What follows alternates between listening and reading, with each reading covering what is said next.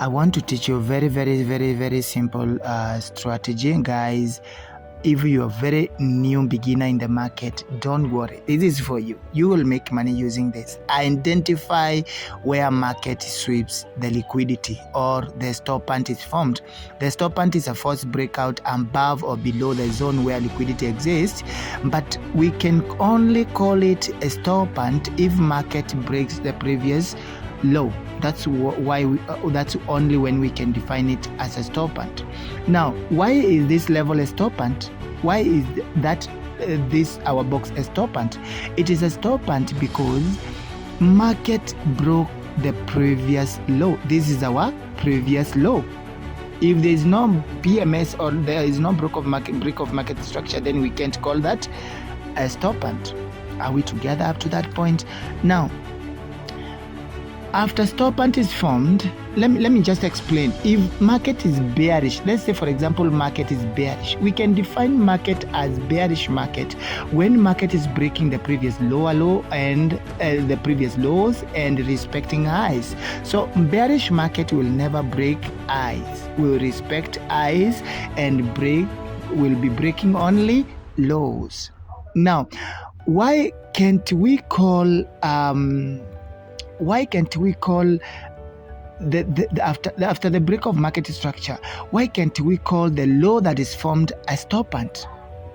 Because there is no break of market structure low. Now, after that, we identify, after stop point is formed, we identify the stop point, the under blocks. I'm coming to explain the under block. Why can't we call this a stop point? Because market did not break the previous high. But if market breaks the previous low and the previous high and then retraces back, then we call this a stop point.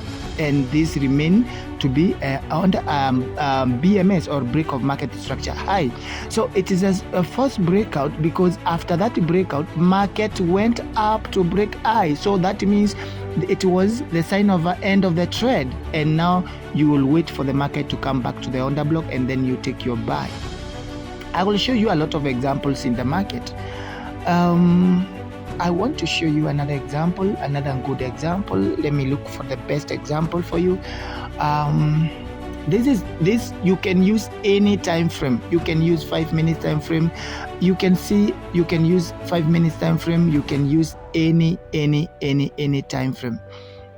Okay, we have another market was bullish here, but market broke structure high and then broke the low, and market, you can see after consolidation, market ended up selling.